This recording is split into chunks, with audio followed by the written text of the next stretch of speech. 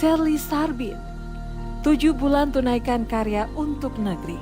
Sekolah tanpa beban. Belajar dengan tenang.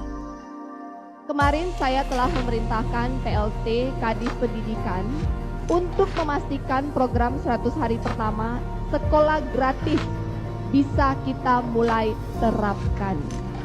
Genap 7 bulan kepemimpinan Gubernur Sherly Juanda dan Wakil Gubernur Sarbin Sehe, berbagai karya nyata telah ditorehkan, khususnya di sektor pendidikan. Dengan tagline sekolah tanpa beban, belajar dengan tenang, pasangan Sherly Sarbin menghadirkan kebijakan yang benar-benar berpihak pada siswa dan guru. Dalam dinamika pemerintahan modern, kepemimpinan publik tidak cukup dinilai dari kekuasaan atau jabatan semata.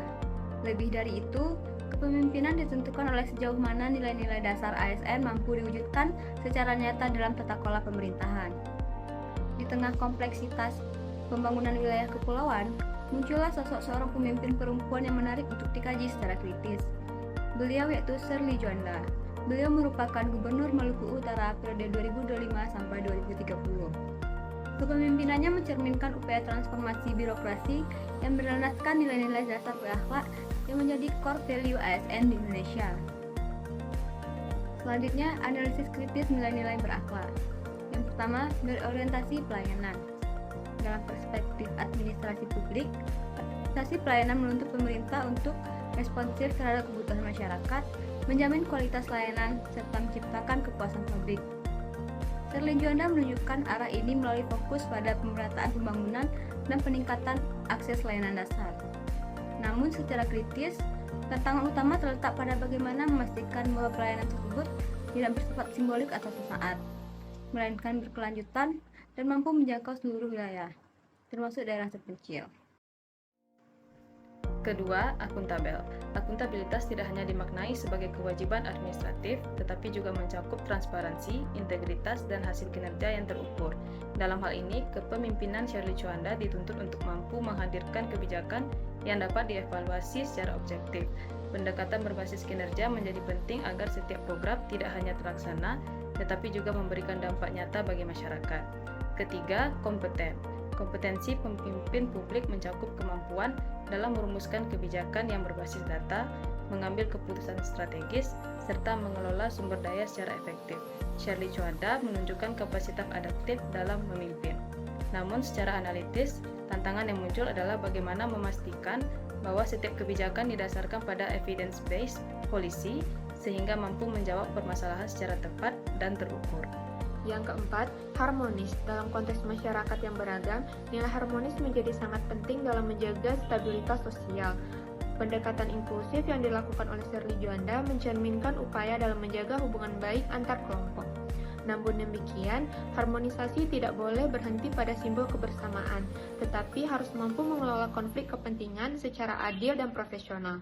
Yang kelima, loyal. Loyal dalam konteks ASN dan kepemimpinan publik harus berorientasi pada kepentingan bangsa dan negara. Komitmen Sherly Juanda dalam pembangunan daerah mencerminkan arah loyalitas tersebut. Tantangan ke depan adalah menjaga konsistensi loyalitas di tengah dinamika politik dan kepentingan yang beragam.